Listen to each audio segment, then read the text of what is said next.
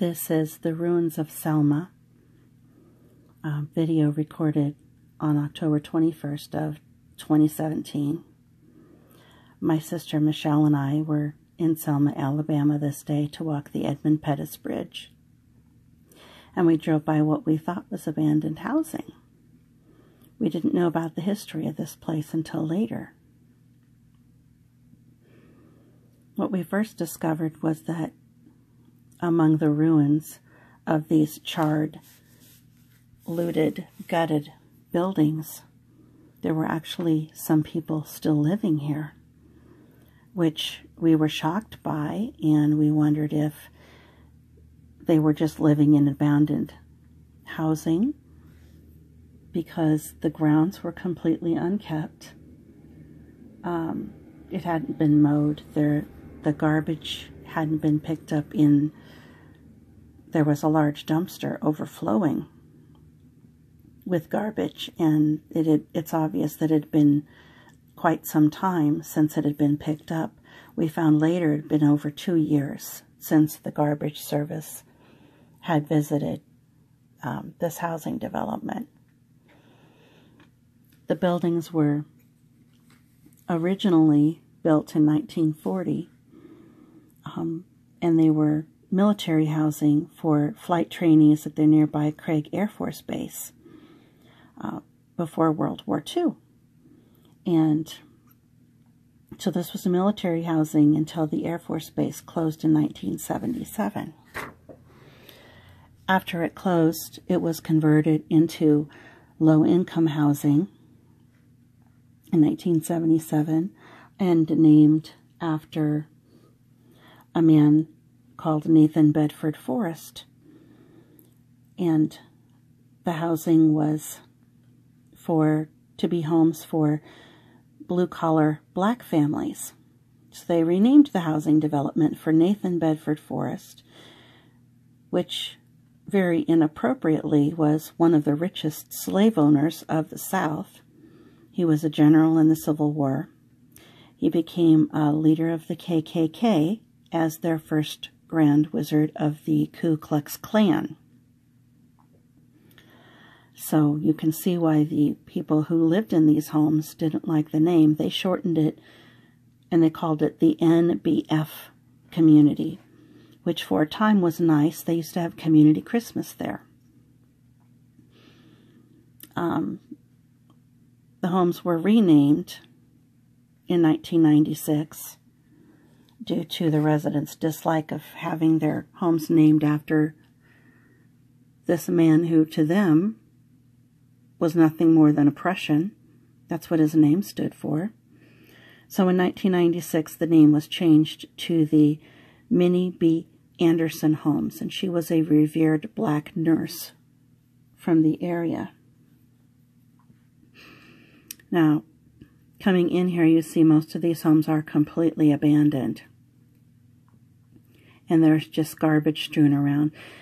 We had the air conditioning on and the windows up because we were in Alabama in the warm weather. It was in the 80s this day, and it was warm, so the windows up and the air on, and you could still smell this almost bitter smell of the decaying garbage that not only was overflowing from this large pull-in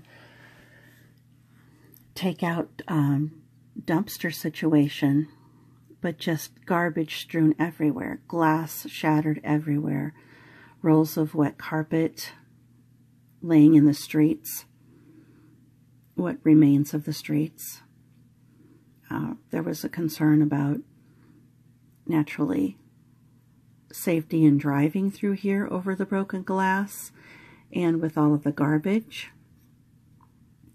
But curiosity got the better of my sister Missy, who found one particular pile of garbage and wanted to look through it to see if she could find out some information about what had happened here, because it looks like some kind of post-apocalyptic setting. It really does.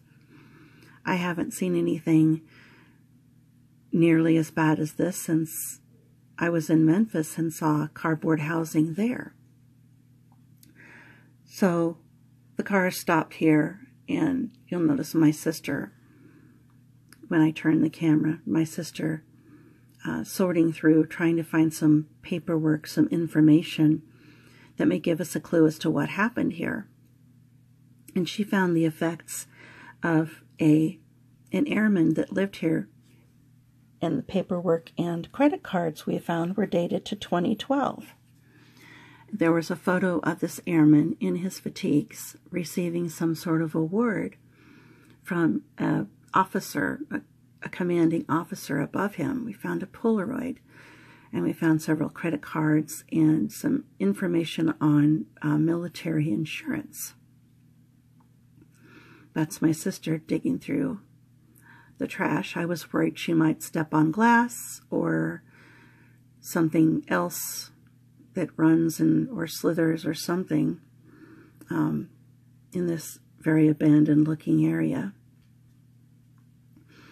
But I guess when you take two sisters out, they do a little investigative reporting. That's kind of what we accidentally ended up doing this day, and found some very interesting things that got us to doing some digging. The more digging we did, the more upset we were, because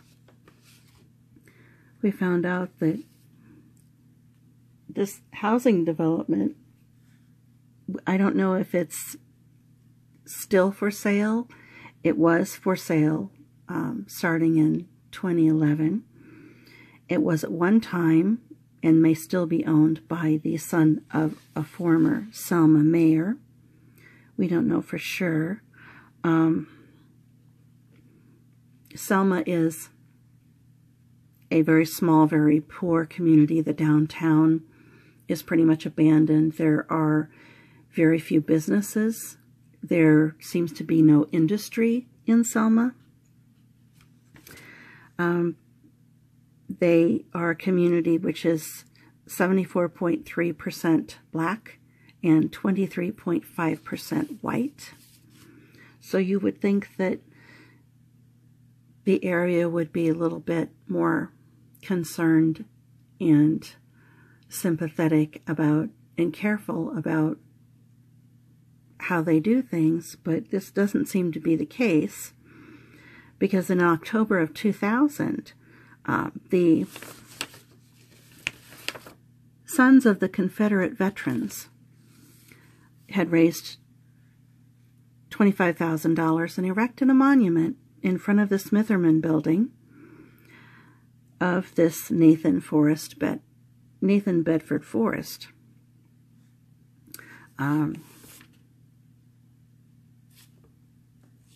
When this was erected, the black community naturally was outraged and disgusted. They said, Nathan Bedford Forrest needs to come down. And they began singing, "We Shall Overcome." But the assembled visiting white folks began singing Dixie over the top of the voices of the black residents. And so the monument bust was unveiled, which in 2011, the predominantly black city council voted to move the bust to the local Live Oak Cemetery. So it was moved at that time. A year later, the bust was stolen. Nathan Bedford Forrest went missing, and the Sons of the Confederate Veterans were outraged. They raised money for a reward to get their bust back. 3 years later, it was still never recovered. So they raised more money and had a new bust created, and they unveiled that in May of 2015. They consider Nathan Bedford Forrest to be a defender of Selma, because during the Civil War, at the tail end of the Civil War, Selma was a Confederate arms manufacturing center, And the Union troops came into Selma on a raid on the 2nd of April in 1865. And General Nathan Bedford Forrest was called the Defender of Selma because he attempted at this time to defend this manufacturing arms center. He was, of course, unsuccessful, and the Union troops decimated the arms manufacturing center. But the Sons of the Confederate Veterans continue to reenact every April this Battle of Selma. And this Nathan Bedford Forrest character is considered to be a hero in many places in the South. So racism is still alive and well in Selma, Alabama.